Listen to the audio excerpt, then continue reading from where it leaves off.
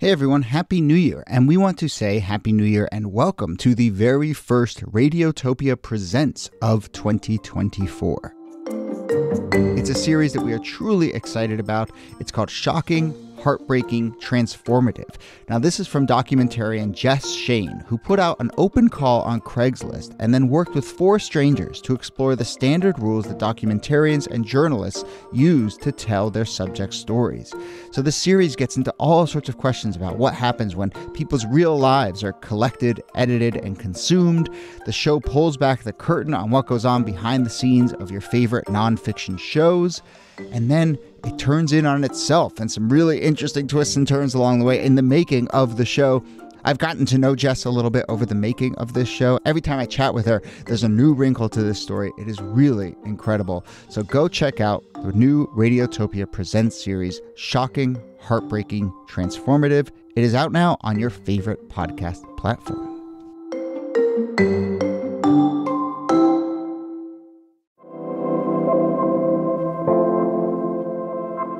Hello and welcome to This Day in Esoteric Political History from Radiotopia. My name is Jody Avirgan.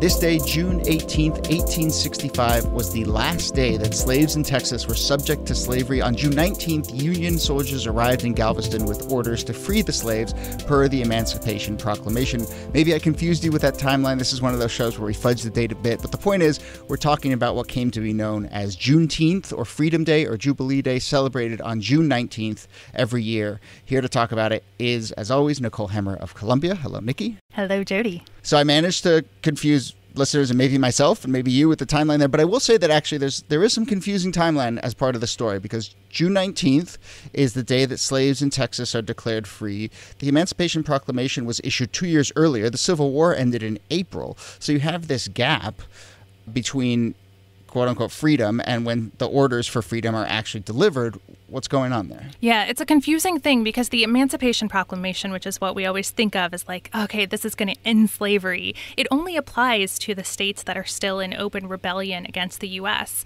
And the U.S., on the Union side, there are still states that have enslaved people, and so they're exempted from it. And like all laws, it only really counts once it's enforced. And if you think about how news travels and who's invested in spreading news, it's not as though people woke up on January 1st, 1863 and suddenly knew about the Emancipation Proclamation.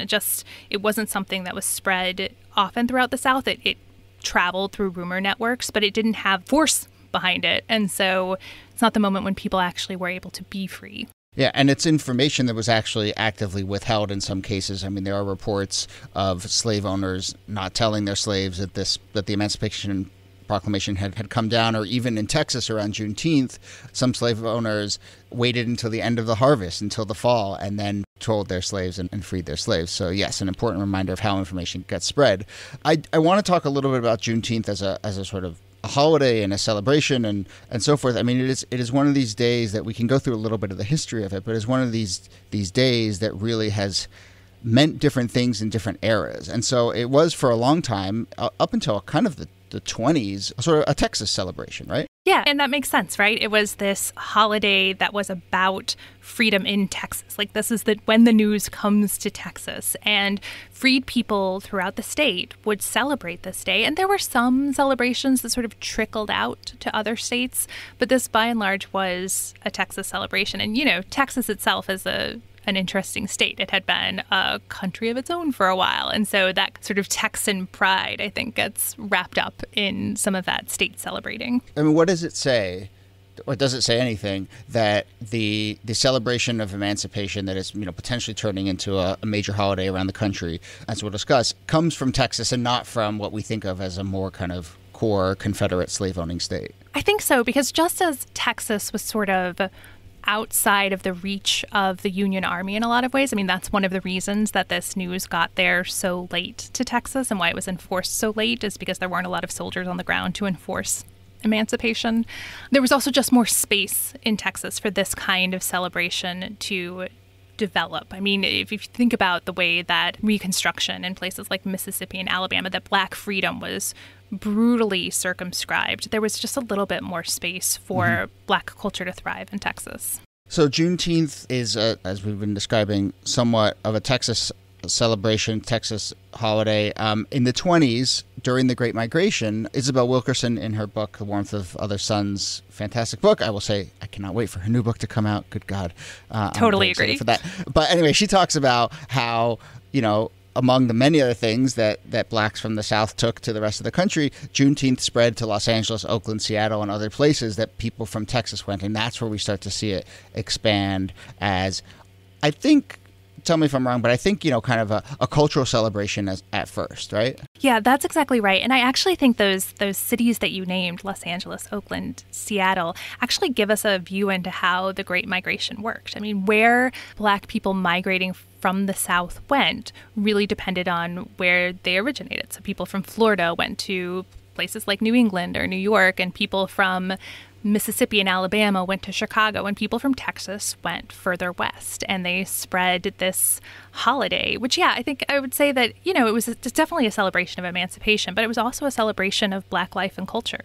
Yeah, it is interesting. I'm a little out over my skis here, but I wonder if it had come from another state and ended up along migration patterns that it ended up in maybe Chicago or certainly on the East Coast, if maybe it would be more widely celebrated or more widely expected just because those are the centers of political power or something? Centers of political power and centers of media as well. Like, you could imagine that if Juneteenth was centered in a place like D.C. and New York, it was certainly celebrated there, but if it had been centered there, that it might have gotten a little bit more attention. Although, again, like, the Black press and the white press were still pretty separate institutions well into the 1970s and 80s. Sure, and even to today, I mean, we certainly see a gap, and I think, we're recording this, we're doing this. It's not a coincidence that we're sort of keen to do this right now because there is a conversation specifically around Juneteenth, and so let's talk about it as a potential holiday, and then a little bit about how holidays come to be. We don't have that many federal paid holidays in this country. We have New Year's Day and New Year's Eve, Memorial Day, Independence Day, Labor Day, Thanksgiving. 47 of 50 states recognize Juneteenth as either a state or a ceremonial holiday, but it is not a federal holiday. It is not a day that you get paid, even though you don't have to go to work. Do you see that anywhere in the future for June 19th? Oh, I absolutely do. I mean, I think that one of the broader conversations that this is a part of is how we memorialize our past, and holidays are a big part of that. We've seen this in fights over things like Martin Luther King Jr. Day, how it was gradually accepted both at the state level and then ultimately at the federal level, or things like Robert E. Lee Day, which has been a holiday in the South that in recent years has been either taken away as a state holiday, has been taken off the calendar, things like that. And so that contested nature of historical memory and historical celebration is playing out right now in really important ways, and Juneteenth is going to be a benefactor of that. Right, and we see that happening now. As of this episode, we have companies like Nike and Target saying that they're going to make Juneteenth a paid holiday, joining a bunch of other companies. A few states are doing it, some NFL teams, and there was this Trump rally in Tulsa, which was originally scheduled for Juneteenth on Friday, and then he moved it under pressure to the next day, Saturday, which I'll just add two notes to that. I mean, one, what does it say that everyone, even Republicans, concede that Trump doing a rally on Juneteenth would be insensitive? Maybe that tells you something. And in general, with COVID, this rally should not be happening. It checks every box for how you spread this disease. It is madness to me that it's happening, but this is not a news podcast. This is a history podcast. So I will say that, your point about framing of holidays as contested historical spaces is actually really smart, because it's a reminder that there's always an opposition side in these cases. So like Martin Luther King Day, we shouldn't forget how long it took, how shameful it was that it took that long to gain widespread recognition. There were holdouts well into my adult lifetime. So we're seeing it with the monuments, and we're seeing it with the Confederate flag. Holidays are absolutely part of this contested history as well. Yeah. Okay, we're going to start to wrap up. Let's do another little other things that happened on this day, because there are some interesting tidbits here. So quick takes. 1798, the Alien and Sedition Acts pass. You don't have to have a take on that if you don't want.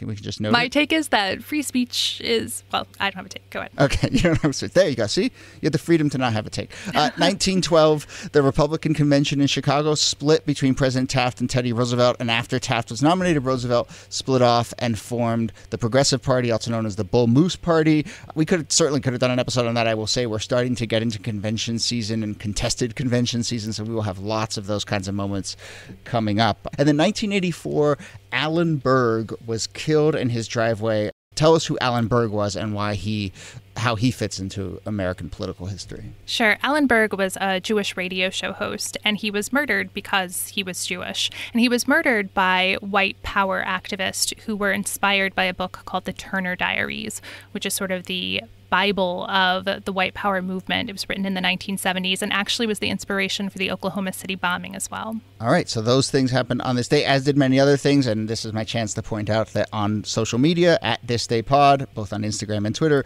we several times a day mention other interesting tidbits that happen throughout that day. So subscribe. Anyway, Nikki Hemmer, thank you as always. So great to be here, Jody. All right. This Day in Esoteric Political History is a proud member of Radiotopia from PRX. You can find out lots more about the show, including how to suggest a topic, at thisdaypod.com. We have been getting lots of great emails and suggestions and just notes about what we discuss on the show, so keep it coming. I'm trying and respond to as many of them as possible. And hey, leave us a rating and a review. It is not just an ego boost.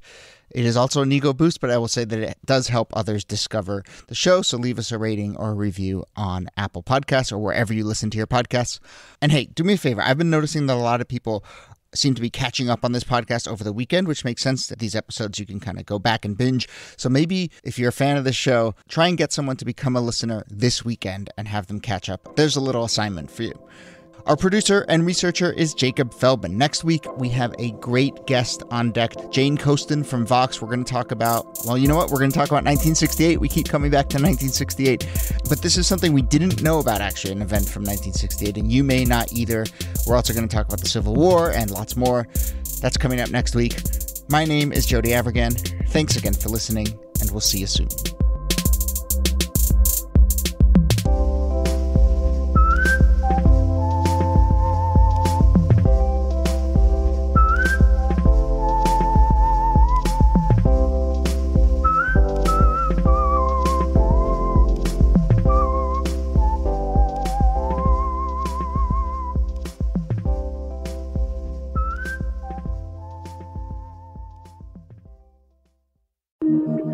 Radiotopia.